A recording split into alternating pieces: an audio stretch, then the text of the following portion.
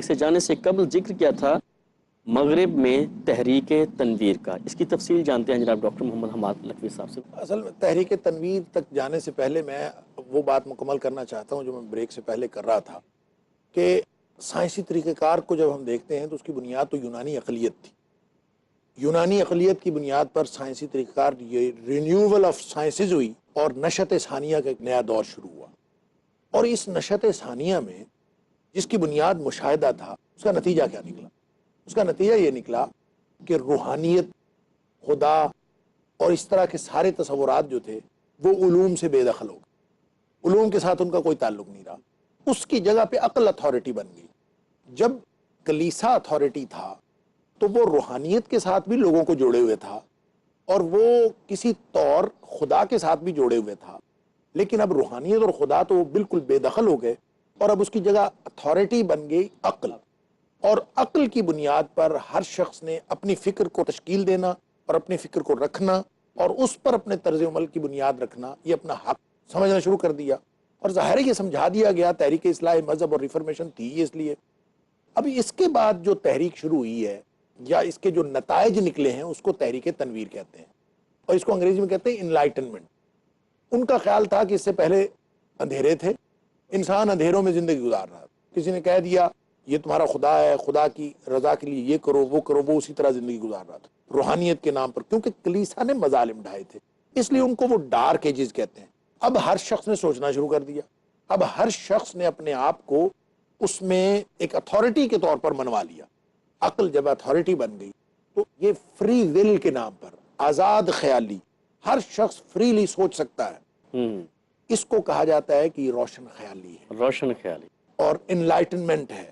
اور آدمی جو ہے وہ اپنے آپ کو خود سوچ سکتا ہے، آزادانہ طور پر طرز فکر رکھ سکتا ہے، آزادانہ طور پر طرز عمل رکھ سکتا ہے۔ یہ جو 1685 سے لے کر 1815 تک کا دور ہے اس کو انلائٹنمنٹ کا دور کہتے ہیں،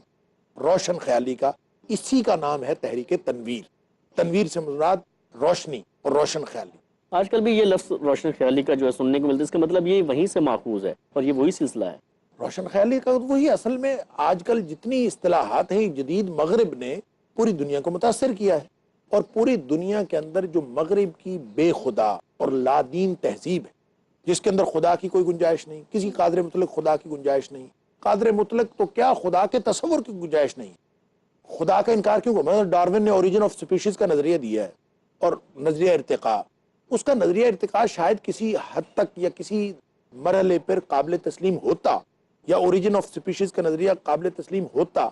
وہ قابل تسلیم ہو یا نہ ہو اس کا خدا کے انکار کے ساتھ کوئی تعلق نہیں۔ اگر وہ خدا کا انکار نہ بھی کرتا تو اس کا یہ جو نظریہ ہے یہ جن لوگوں کے لیے قابل تسلیم ہے وہ اب بھی قابل تسلیم ہوتا، لیکن اس نے خدا کا انکار کرنا ضروری سمجھا۔ کیوں؟ اس لیے ضروری سمجھا کہ ایک تو میں نے عرض کیا کہ جو سائنسی طریقہ کار ہے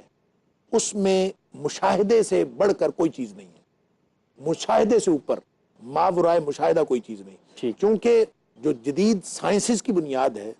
یا جدید علوم کی بنیاد ہے، اور اس تحریک تنویر میں جب جدید مغرب تشکیل پا رہا ہے وہ اس کی بنیاد ہے سائنسی طریقہ کار، سائنٹیفک میتھڈ۔ سائنٹیفک میتھڈ کی بنیاد ہے مشاہدہ، خدا مشاہدے بھی نہیں آتا، جنت دوزخ مشاہدے بھی نہیں آتے، ان کا انکار کرنا ضروری ہے۔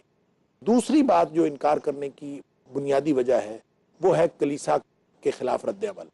جو عیسائیت کے خلاف رد عمل ہے، اس کی وجہ سے انہوں نے انکار کیا خدا کا۔ کیوں؟